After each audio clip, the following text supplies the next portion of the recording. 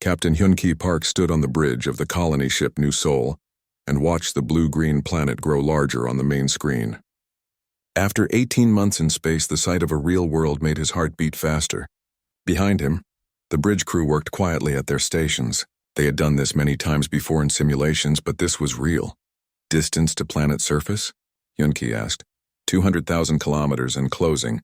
Captain, replied Navigation Officer So-Young Lee.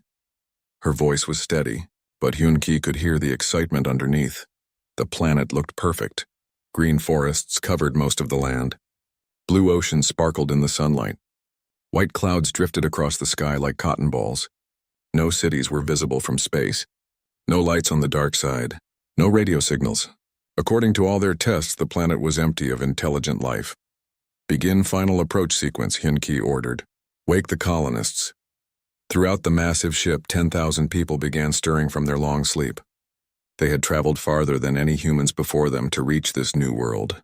Earth was so far away that radio signals would take 37 years to reach home. They were truly on their own. Lieutenant Bo-Ram Kim was among the first to wake up. As head of the advanced scout team, she needed to be ready before anyone else. The sleep chambers made her feel sick, but she forced herself to stand up. Her team had important work to do. In another part of the ship, engineer Tae-Ho Lee checked his equipment one more time. Everything had to work perfectly for the first landing.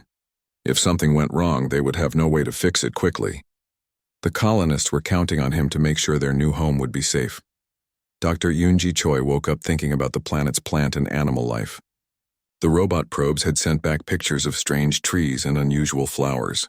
She wanted to study everything. As the chief biologist, she would be responsible for making sure the colonists could grow food and live safely on the new world. On the planet's surface, something watched the human ship arrive. The being called itself Kethmora, though no human throat could pronounce that name correctly. Kethmora was very old, even by the standards of his people. He had seen many things in his long life, but never anything like this.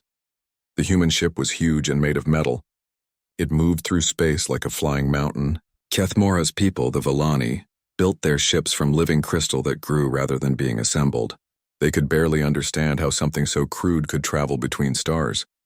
But Kethmora was not thinking about ship design. He was afraid. The humans were coming to the one place in the galaxy that his people considered most sacred. They were going to land right in the middle of the Great Temple, where Villani had prayed for thousands of years.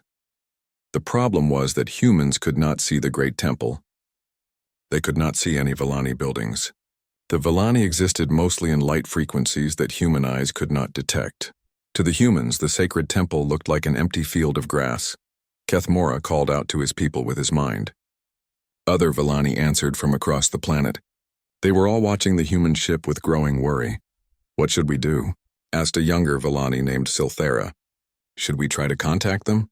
"Contact has never gone well with humans," Kethmora replied sadly. "We have heard the stories from other worlds. Humans do not mean to cause harm, but they change everything they touch." The human ship grew larger as it approached the planet. Soon it would land and everything would change forever. On the bridge of New Seoul, Hyun-Ki watched the landing site grow clearer on the screen. The location looked ideal. Flat land near a river, with forests nearby for wood and good soil for farming. The weather readings showed mild temperatures and regular rainfall. "Perfect," he said to himself. "We could not ask for a better place." Bo-Ram Kim gathered her scout team in the shuttle bay. Besides herself, the team included Tae-Ho Lee with his engineering equipment and Yoon-ji Choi with her biological testing gear. They would be the first humans to step on the new world. "Remember," Bo-Ram told her team, "we need to establish a safe landing zone for the main colony ships. Check everything twice. The lives of 10,000 people depend on us getting this right." Tae-Ho loaded his equipment into the shuttle: sensors, power tools, prefabricated shelters, and communication gear. Everything they needed to prepare the landing site. He had practiced this routine hundreds of times, but his hands still shook with excitement. Yoon-ji packed her biological testing kit with extra care. She would need to test the air, water, soil, and local life forms. One mistake could poison the entire colony.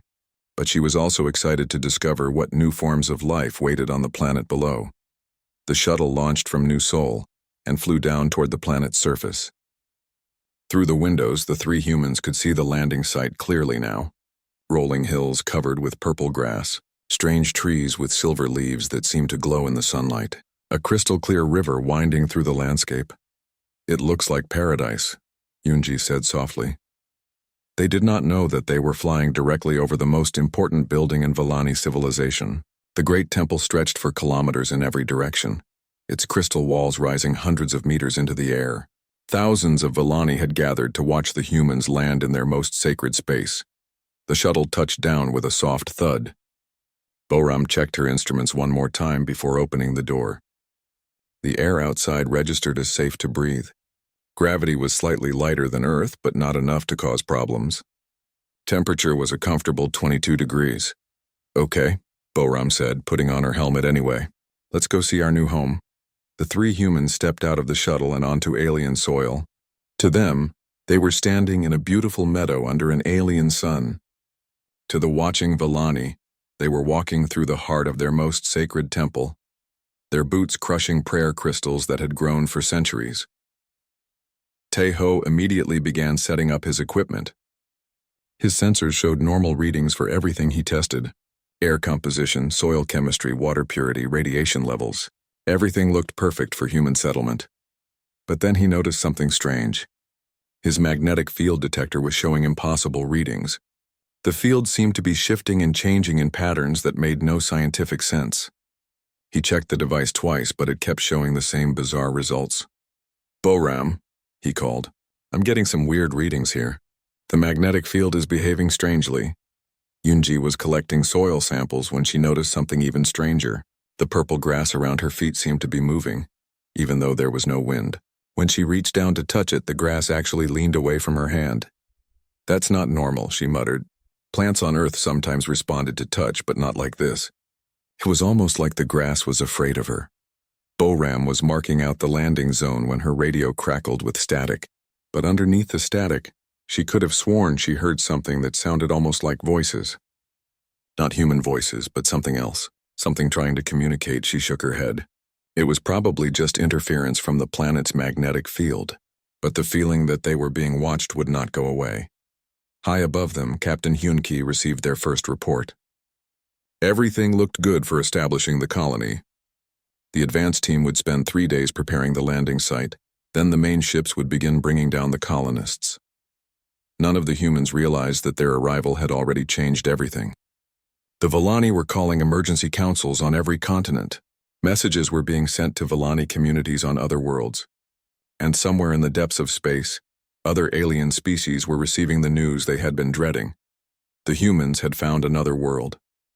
As the sun set on the first day, Boram, Taeho, and Yunji made camp near their shuttle. They shared a simple meal and talked about tomorrow's work. They were tired but happy. They had found a perfect home for their people. Around them, invisible to human eyes, thousands of Villani watched and worried. The humans seemed peaceful enough, but the Villani had heard the stories. Human colonies always started small and quiet, but they grew, and they changed everything around them. Kethamora stood in the center of his violated temple and made a decision that would affect both species forever. Tomorrow he would try to make contact with the humans. It was dangerous, perhaps even fatal, but doing nothing was worse. The humans were here to stay. The only question was whether the Villani would survive their arrival. 3 months had passed since the humans landed on what they now called Kepler 442c. The empty meadow where Boram Kim first stepped out of her shuttle was now the bustling town of New Busan. Termor. 1,000 humans had built homes, farms, factories, and roads with incredible speed. Governor Hyun-ki Park stood on the balcony of the new government building and looked out over his growing colony. The sight filled him with pride. Neat rows of houses stretched toward the horizon, farms with earth crops mixed with experimental plots of local plants. A power station hummed quietly in the distance, providing electricity to the entire settlement. The humans had adapted to their new world faster than anyone had expected. The lighter gravity made construction work easier. The rich soil produced amazing harvests. The local weather patterns were predictable and mild. It seemed like they had found the perfect planet. But strange things kept happening. Equipment would malfunction for no reason.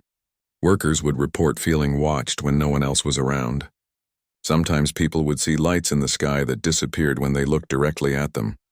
Hyun-ki dismissed most of these reports as adjustment stress. Moving to a new planet was hard on everyone. A few unexplained events were normal. What mattered was that the colony was thriving. Boram Kim, now head of colonial security, was not so sure. She had documented over 200 unusual incidents in the past 3 months. Her security teams found footprints that led nowhere. Motion sensors triggered with no visible cause. Radio equipment picked up signals that could not be decoded. "Something is out there," she told Hyun-ki during their weekly meeting. "I know it sounds crazy, but I think we're not alone on this planet." Hyun-ki frowned. The planetary surveys had been thorough. No signs of intelligent life had been detected. "What kind of evidence do you have?" Boram spread photos across his desk. "Look at these. Clear footprints in the mud, but they stop suddenly in the middle of a field. Motion detector footage showing moving shadows with no source. And listen to this." She played an audio recording filled with static. Underneath the noise, something that might have been voices could barely be heard. The sounds were rhythmic, almost like music, but unlike any Earth language. "It could be natural phenomena," Hyun-ki said, but he sounded less certain than before. Meanwhile, Dr. Yoonji Choi was making discoveries that challenged everything she knew about biology. The local plants were far more complex than initial studies had suggested. They seemed to communicate with each other through chemical signals and electrical impulses. Some even appeared to respond to human emotions. In her laboratory, Yoonji watched a sample of the purple grass they had found everywhere. When she approached it feeling happy, the grass stood straighter and its color brightened. When she felt sad or angry, the grass drooped and darkened. "Impossible," she muttered, making notes. Plants on Earth could respond to some environmental changes, but nothing like this. It was almost like the grass was reading her mind. The most disturbing discovery came from engineer Jin Woo Nam's mining operation. While digging for rare metals in the hills outside New Busan, his team had found what looked like crystal formations. The crystals were beautiful, growing in perfect geometric patterns that seemed almost too precise to be natural. But when Jin Woo's team began extracting the crystals, strange things happened. The mining equipment would shut down randomly. Workers reported hearing sounds like crying or singing coming from deep underground. Some crystals seemed to move when no one was looking directly at them. Jinwoo brought samples to Yoonji for analysis. Under her microscope, the crystals showed structures that defied explanation. They had internal patterns that looked almost like neural networks. When she applied electrical current, the crystals seemed to pulse with their own rhythm. "These aren't just minerals," she told Jinwoo. "I think they might be alive." Unknown to the humans, their mining operation was committing genocide. The crystals were not simple formations. They were Villani children in their growth phase, developing slowly over decades into full adult beings. Every crystal Jinwoo's team extracted was a young life ended before it could begin. The Villani had watched in growing horror as the humans destroyed their nurseries. Elder Kethamora called emergency councils every day, but no one knew what to do. Previous attempts to contact other species had usually ended in disaster for the Villani, but young Silthara could no longer stand by and watch. Against the direct orders of the council, she decided to try making contact with the humans. It was dangerous. Human minds were so loud and chaotic that direct contact could kill a Villani. But doing nothing was worse. Silthara chose Dr. Yoonji as her target. The human scientist seemed more sensitive than the others. Sometimes Yoonji would pause her work and look around as if she sensed something. Perhaps she could be reached. The attempt nearly killed them both. Yoonji was working late in her laboratory, studying the crystal samples under different types of light. She had discovered that certain frequencies made the crystals glow brighter, as if they were responding to the energy.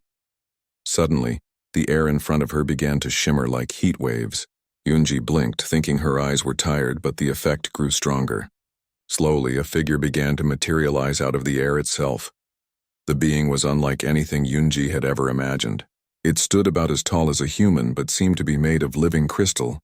Light flowed through its transparent body in patterns that hurt to look at directly. Where a face should be, geometric shapes shifted and changed like a living kaleidoscope. Yoonji's mind could not process what she was seeing. The shock was so great that she collapsed, her consciousness shutting down to protect itself from impossible sensory input. Silthara was in even worse condition. The human's mind was so loud, so full of chaotic thoughts and emotions, that making contact was like being struck by lightning. Human consciousness was dense and heavy compared to the light, flowing thoughts of the Villani. Silthara's crystalline body cracked under the strain, light bleeding from the fractures. Both beings lay unconscious on the laboratory floor for several minutes. Silthara recovered first, her natural healing abilities slowly repairing the damage to her form. She looked down at the unconscious human with something like pity. Making contact had been almost as traumatic for Yunji as it had been for her, but they had to try again. Too much was at stake. When Unji woke up, she was lying on her laboratory floor with the worst headache of her life. For a moment, she thought she had been dreaming, but then she saw the cracks in the floor where something had fallen, and the strange patterns of light still flickering faintly in the air. "Hello," said a voice that seemed to come from inside her own head. "Please do not be afraid." Yunji sat up slowly, looking around the room. She was alone, but she could feel a presence nearby, something watching her with great sadness. "Who are you?" she whispered. "I am Silthara. I am what you might call a native of this world. We need to talk." Over the next hour, Silthara slowly materialized again, this time more carefully. She explained as much as she could about the Villani and their situation. The humans had unknowingly built their colony in the middle of the most sacred place on the planet. The mining operation was killing Villani children. The constant noise and activity of human minds was causing pain to Villani all over the world. Yunji listened in growing horror. "We didn't know," she said. "We had no idea anyone lived here." "We know," Silthara replied. "Humans never mean harm at first, but you change everything you touch. You cannot help it. It is your nature." "What do you mean, other humans? Have you met humans before?" Silthara's form flickered with what might have been fear. "Not us directly. But we have heard the stories from other worlds. 47 times humans have established colonies where our people lived. 47 times everything changed. What happened to your people on those worlds? Some survived by joining with the humans. Some fled to other planets. Some fought and were destroyed. But in every case, the world became more human and less Villani." Yunji felt sick. "We're not conquerors. We just want to live in peace." "We know," Silthara said sadly. "That is what makes you so dangerous. Conquerors can be fought. Destroyers can be resisted. But humans absorb everything around them. You do not destroy other species. You transform them into something new." The conversation was interrupted by the sound of footsteps in the hallway. Boram Kim burst into the laboratory with 2 security guards responding to reports of strange lights. "Yunji, are you all right? We detected some kind of energy surge in here and—" "What is that?" Boram was staring at Silthara, who had become visible to all of them. The Villani's crystalline form cast rainbow patterns on the laboratory walls. "This is Silthara," Yunji said quietly. "She's a native of this planet. We need to call Governor Park immediately." Boram's hand moved instinctively to her weapon, but she did not draw it. Her security training told her to treat any unknown alien as a potential threat. But Silthara did not seem dangerous. If anything, the being seemed afraid. "Can you understand us?" Boram asked. "Yes," Silthara replied, her voice now audible to all of them. "I can understand your words and your thoughts. Your minds are very loud to my people." One of the security guards stepped forward. "Should we report this to headquarters?" Governor Hyun-Ki Park sat in the emergency meeting room with his senior staff, staring at the alien being who called herself Silthara. In the 6 hours since first contact, his entire worldview had been turned upside down. The planet they thought was empty was actually home to an ancient civilization. The colony they had built with such pride was sitting on top of the aliens' most sacred site. Most leaders might have panicked. Some might have ordered an immediate evacuation. Others might have tried to cover up the discovery. But Hyun-Ki was not most leaders. He had been chosen to govern this colony precisely because he could adapt to unexpected situations. "So," he said calmly, "tell me about your people." Silthara's crystalline form flickered with surprise. She had expected anger, fear, maybe denial. But the human leader seemed genuinely curious. Around the table, the other humans watched her with intense interest rather than hostility. "We are the Villani," she began. "We have lived on this world for over 10,000 of your years. We exist primarily in light frequencies that your eyes cannot normally see. To us, you have built your colony in the center of our great temple." Dr. Yuna Song, the colony's lead scientist, leaned forward. "Fascinating. How many of your people live here?" On this continent, perhaps 50,000. Across the whole planet, nearly 2 million. The humans exchanged glances. They had unknowingly invaded a world with a population density higher than most Earth cities. "And you said this has happened before?" asked Security Chief Boram Kim. "Humans have encountered your people on other worlds?" Silthara's form dimmed with sadness. 47 times. Sometimes we revealed ourselves, sometimes we remained hidden. The result was always the same, which was, Hyunki prompted, integration, absorption, evolution. Humans do not conquer other species the way most aliens do. You transform them. You change everything around you to fit your needs, but you also change yourselves to fit your environment. Within a few years, human colonies become something that is neither fully human nor fully the original species. Engineer Sung-Min Han, who had been quietly taking notes, looked up. "Is that necessarily a bad thing?" The question surprised everyone, including Silthara. "What do you mean?" "Well," Sung-Min continued, "if both species survive and become something new, something better adapted to the environment, isn't that just evolution in action?" Boram shot him a warning look. "Sung-Min, we're talking about the destruction of an entire civilization. Are we?" he asked. "Or are we talking about the birth of a new one?" Silthara was quiet for a long moment. No human had ever asked that question before. "Most of my people would say it is destruction. To lose what we have always been, it is a kind of death, but some would disagree," Dr. Yuna asked, noting the careful way Silthara had phrased her answer. Some of the younger Villani have been curious about humans. They wonder if change might bring new possibilities, but the elders fear losing our pure heritage. Hyunki made his decision. "Dr. Song, I want you to begin immediate studies on human-Villani interaction. How can we communicate better? How can we coexist? Sung-Min, start working on technology that can help us see and interact with Villani structures. Boram, I need security protocols that protect both species." "Sir," Boram said carefully, "shouldn't we be consulting with Earth first?" "Communications with Earth take 37 years each way," Hyunki replied. "Whatever we decide here, we're on our own. And I've made my decision. We're going to learn how to live together." What none of the humans in the room realized was that Hyunki's response was exactly what made other alien species fear human colonies. Faced with an impossible situation, humans did not retreat or despair. They adapted. They learned. They evolved. Word of the aliens spread through New Busan within days, despite attempts to keep it quiet. But instead of panic, the colonists showed curiosity. Children started playing games where they pretended to be invisible crystal beings. Engineers began experimenting with light frequencies to try to see Villani buildings. Farmers started testing whether their crops grew better near the crystal formations. Dr. Yoonji Choi worked closely with Silthara to understand Villani biology. She discovered that the aliens were not just living crystal, but a unique fusion of organic and mineral components. They could photosynthesize like plants, conduct electricity like metals, and think with a form of consciousness unlike anything on Earth. "Your people are incredible," Yoonji told Silthara during one of their research sessions. "The way you process information, the way you store memories in crystal matrices. We could learn so much from each other." But Silthara was worried. "You are changing already. Yesterday you could not see our buildings at all.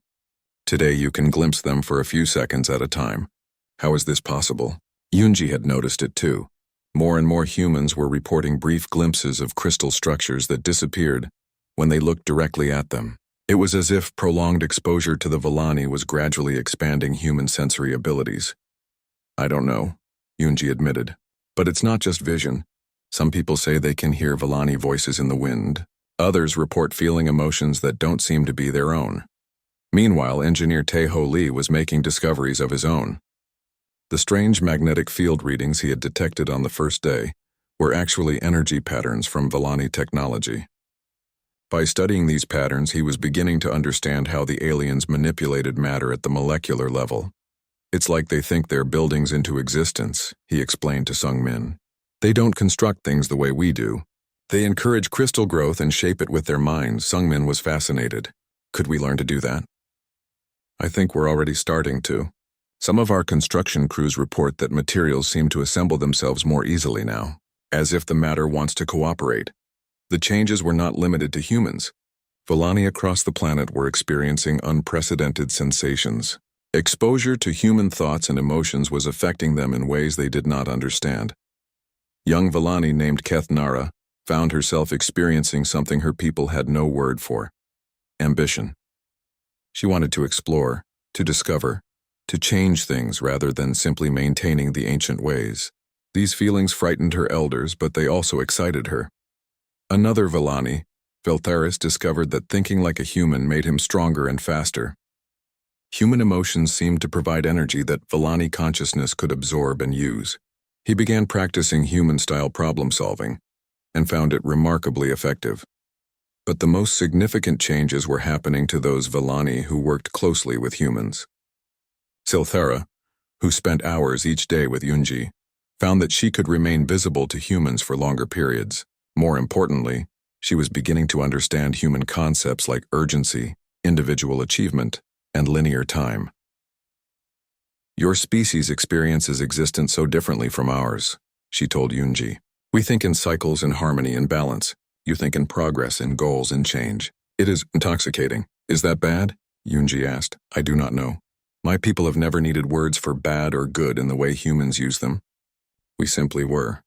But now I find myself wanting things, planning for the future, imagining what could be rather than accepting what is." The most dramatic evidence of change came when Boram Kim responded to a security alert near the mining site. Jin Woo Nam's crew had been working more carefully around the crystal formations since learning about the Vellani, but an equipment malfunction had caused a cave-in that threatened several of the growth chambers. When Boram arrived at the scene, she could see the Vellani structures clearly for the first time. The crystal nurseries were beautiful beyond description, like cathedrals made of living light, and they were collapsing. Without thinking, Boram began organizing a rescue effort. Human and Vellani worked together to stabilize the cave system and save the endangered crystal children. It was the first time in recorded history that humans had actively helped preserve Vellani young. Veltharis, who had come to help with the rescue, was amazed by human efficiency. "You organize chaos into order so quickly," he told Boram. "My people would have spent days discussing the proper approach." "Sometimes you just have to act," Boram replied. "You can plan later." The concept was revolutionary to Veltharis. Action before consensus, individual decision-making. It went against everything Vellani culture taught, but it had saved lives that would have been lost to lengthy deliberation. News of the successful rescue spread quickly through both communities. For the first time, some Vellani began to see humans not as invaders but as potential partners, and some humans began to see the Vellani not as obstacles to colonization, but as teachers who could help them understand their new world. But far above the planet, other alien species were receiving reports about the human colony with growing alarm. The Galactic Council had been monitoring the situation since the humans first arrived. What they saw confirmed their worst fears. Council member Thex Moran of the Zephyrian Confederation reviewed the intelligence reports with mounting dread. "The pattern is repeating itself. The humans have made contact with the native species. Integration has begun. How long do we have?" asked Representative Quill Andra of the Silicon Hegemony. Based on previous examples, 18 to 36 local months before the transformation becomes 6 months after first contact. New Busan had become something that had never existed before in the galaxy. From the air, the colony looked like a fusion of human practicality and Vellani artistry. Traditional human buildings stood next to structures that seemed to grow from the ground itself, their crystal walls shifting between visible and invisible light.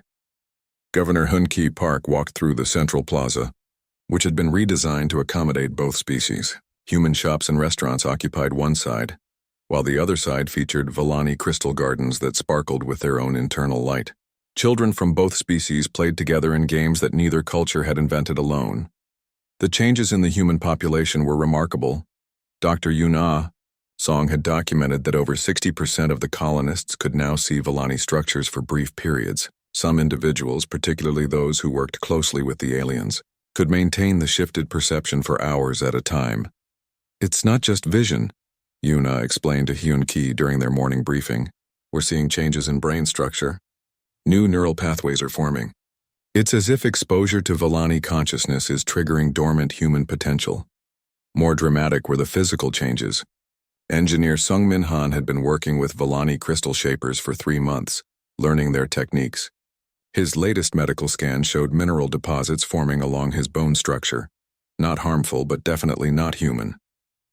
The deposits seemed to enhance conductivity, Yuna continued. Sungmin can now interface directly with Villani technology using only his hands. He's becoming a living bridge between our technologies. But the most significant development was happening at the personal level. Sungmin had formed a partnership with a Villani named Lilthara that went beyond simple cooperation. They had created something entirely new, hybrid offspring that existed simultaneously in both human and Villani reality. The first hybrid child had been born just 2 weeks ago, though born was not quite the right word. The process involved human genetic material somehow bonding with Villani crystal matrix to create a being that was both organic and mineral, both individual and collective.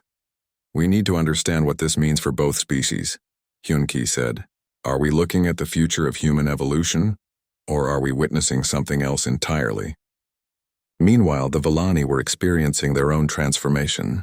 Elder Keth Mora had watched his people change more in 6 months than they had in the previous 1,000 years. Young Villani were adopting human concepts like individual achievement, linear thinking, and emotional expression. Beltharis had become the most changed of all. Working as a security officer alongside Boram Kim, he had absorbed human tactical thinking and strategic planning. But he had also retained Villani abilities like energy manipulation and collective consciousness. The combination made him more effective than either species could be alone. The integration is proceeding faster than we predicted, Kethmora told the Villani Council. Our young people are becoming something new. They think like humans but retain our abilities. They work as individuals but can still join the collective mind when needed. Is this good or bad? Asked Council member Yathandra. I no longer know, Kethmora admitted. The concepts of good and bad are themselves human ideas that we are beginning to understand. Perhaps the question is wrong. Perhaps we should ask, is this necessary? The answer to that question was becoming clear throughout the colony. Pure humans and pure Villani were struggling to keep up with the hybrids. The new beings could perceive both realities simultaneously, communicate in ways neither species could achieve alone, and solve problems that stumped both human logic and Villani intuition. Dr. Yoonji Choi had documented the biological changes in minute detail. We're not just talking about cultural exchange, she explained to a gathering of both human and Villani scientists. We're seeing genuine evolutionary pressure. The environment of this planet favors beings who can function in both human and Villani reality.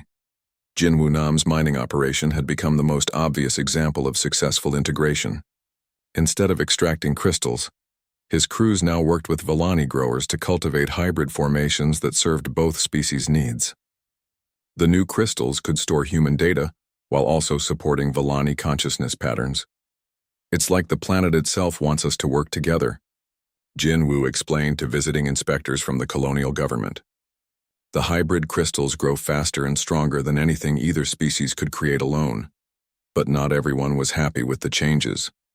A group of human colonists led by engineer Dong-hyun Park had formed what they called the Human Heritage Society. They argued that the colonists were losing their humanity through integration with the aliens. We came here to build a new Earth, Dong-hyun argued during a heated town meeting. Instead, we're becoming something that Earth would not recognize. Our children are being born with crystal deposits in their bones. Our workers are merging with alien technology. Where does it end? Governor Hyun-ki listened to the concerns with genuine sympathy. The question of human identity was valid and important. But when he looked at the hybrid children playing in the plaza, he saw something that filled him with hope rather than fear.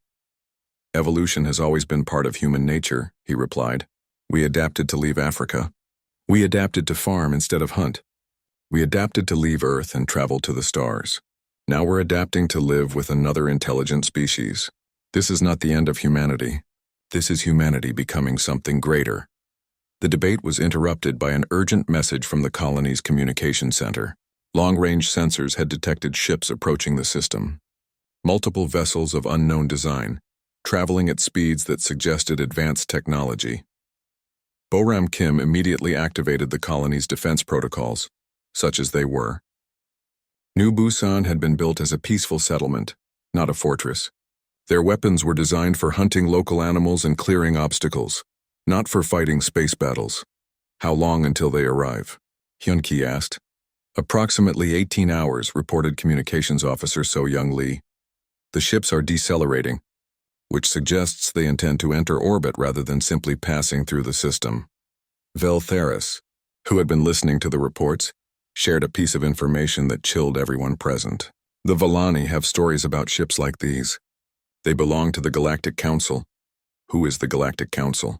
Hyun-ki asked. A coalition of the older spacefaring species, Vel Theris explained. They monitor the galaxy for what they call evolutionary disruptions.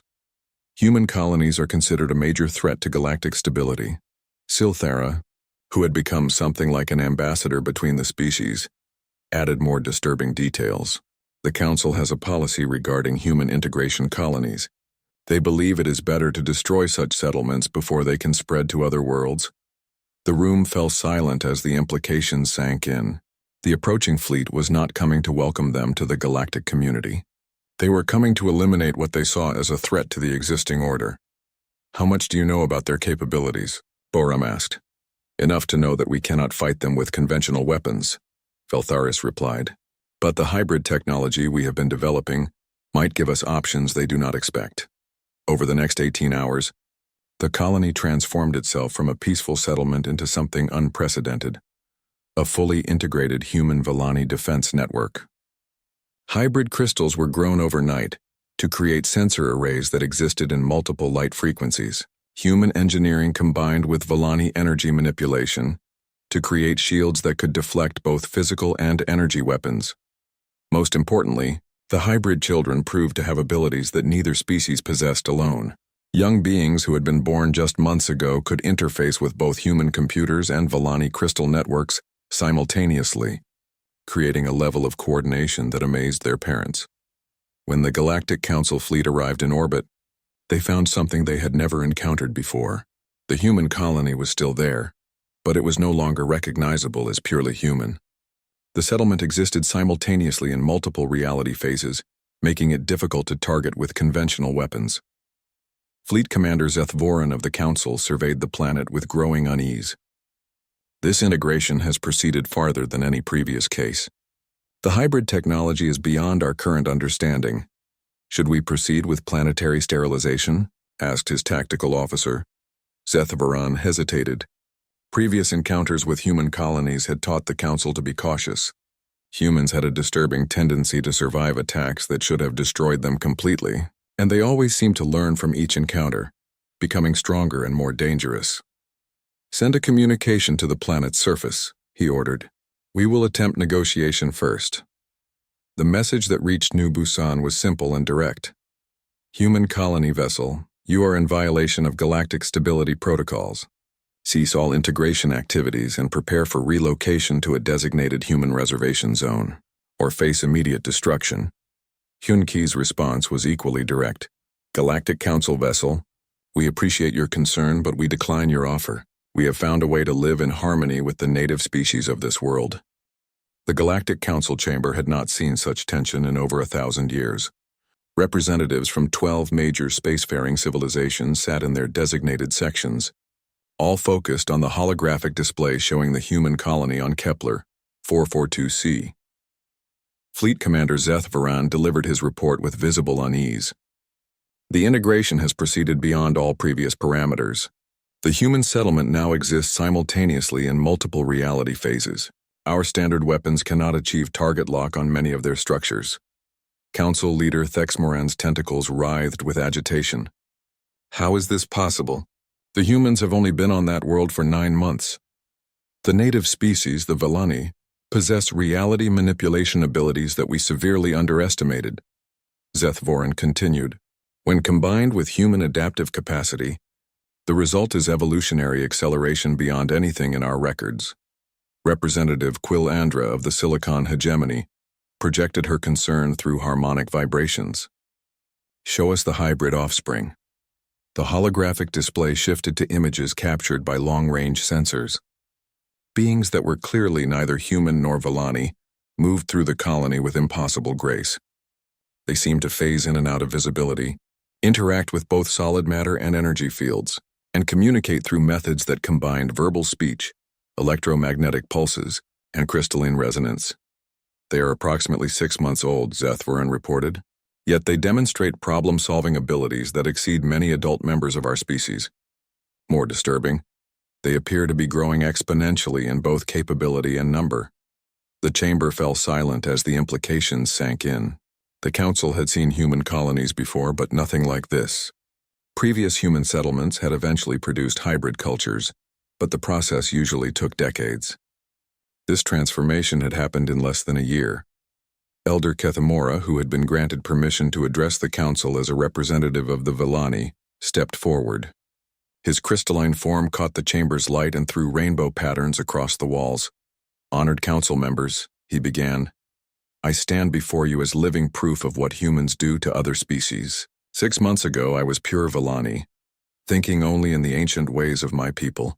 Today, I speak your languages, understand your concepts of individual identity, and plan for futures that may never come to pass." "And how do you feel about this transformation?" asked Council Leader Thex Moran. Kethmora paused, considering concepts that his species had never needed before contact with humans. "I feel evolved. My people lived for 10,000 years in perfect harmony with our world. We were content, peaceful, stable. But we were also static. We learned nothing new. We grew in no meaningful way." He gestured toward the display showing the hybrid colony. "The humans brought chaos to our ordered existence, but they also brought possibility. My people are becoming something we never imagined we could be. And the humans, they are becoming something they never imagined they could be." Representative Clix Thera of the Methane Alliance spoke with electronic translation, converting her gas-based communication. "This is exactly what we feared. Humans do not conquer. They transform. They make other species want to become like them. Is that necessarily wrong?" Kethmora asked. The question caused an uproar in the chamber. Multiple species began communicating simultaneously in their various languages and methods. The concept that human transformation might be beneficial rather than destructive was revolutionary to most council members. Council Leader Thex Moran called for order. "Elder Kethmora, you must understand our position. We have observed 47 human colonies that followed similar patterns. In every case, the resulting hybrid civilization eventually expanded to other worlds, transforming everything they encountered." "And why is this bad?" Kethmora asked. "Your own histories show that each of your species went through periods of rapid evolution before achieving spaceflight. Why should others be denied the same opportunity?" Representative Zarthok of the warrior clan slammed his clawed appendage on his speaking platform. "Because humans are different. They do not evolve and then stabilize. They continue to change, to adapt, to transform everything around them. There is no end to their growth. On the planet below, unaware of the galactic debate raging above them, the inhabitants of New Busan were preparing for whatever came next." Governor Hyun-Ki Park stood in the new integrated command center, surrounded by both human technology and Villani crystal arrays. "Status report," he requested.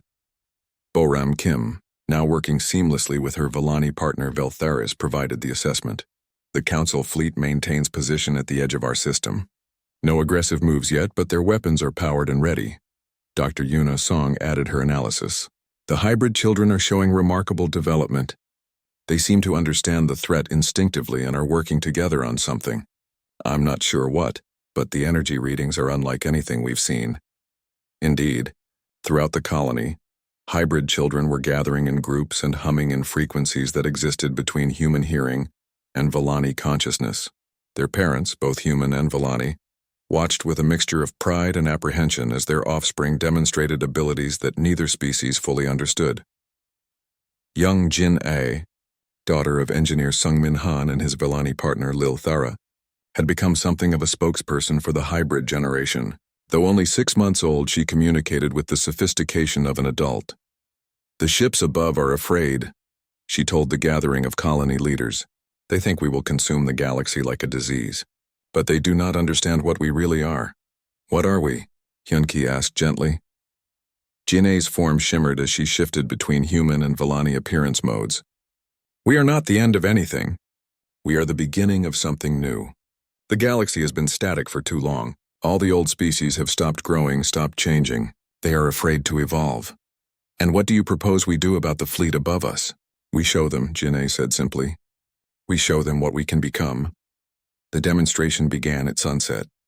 Every hybrid individual in the colony joined in a collective effort that combined human technological understanding with Villani reality manipulation. The result was something that had never been attempted in galactic history. The entire planet began to phase shift, not disappearing, but existing simultaneously in multiple reality layers. To the Galactic Council fleet, it appeared as if the world was fracturing into dozens of parallel versions of itself, each slightly different, each equally real. Impossible, whispered Fleet Commander Zeth Varan as his sensors tried to track a planet that was becoming quantum in nature. They've made the entire world into a hybrid entity. But the demonstration was not meant as a weapon. It was meant as communication. Each phase of the planet showed a different possibility for galactic civilization. In some phases, species remained isolated and static. In others, they began to interact and evolve together. The hybrid beings were showing the Council not just what they were, but what the entire galaxy could become. The message was clear. Change was not something to be feared, but something to be embraced. In the Council chamber, the representatives watched the display with growing awe and terror. Some saw infinite possibility.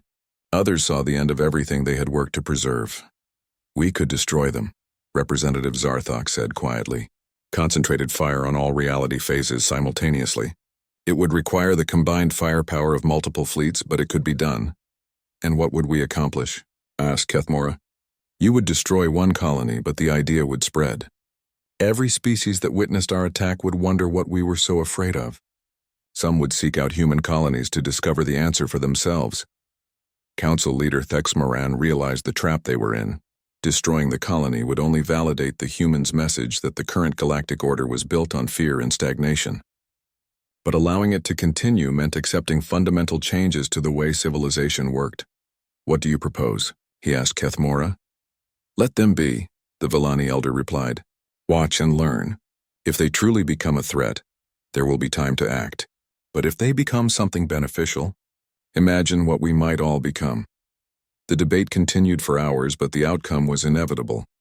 The Council could not bring itself to destroy something that might represent the next stage of galactic evolution, especially when that destruction would only create martyrs for the human cause. Fleet Commander Zeth Varan received orders to withdraw to a monitoring position. The hybrid colony would be allowed to continue, but under constant surveillance. On the planet below, the phase shift demonstration ended as the hybrid children grew tired. But the message had been received. Throughout the galaxy, other species had detected the quantum signatures of a world that existed in multiple realities simultaneously. Some were terrified, others were curious. A few began to wonder if their own civilizations had become too comfortable, too stable, too afraid of change. 6 months later, the first non-human visitors arrived at New Busan, not as conquerors or judges, but as students. Young members of various species who were dissatisfied with the static nature of their civilizations and wanted to understand what the humans and Villani had created together.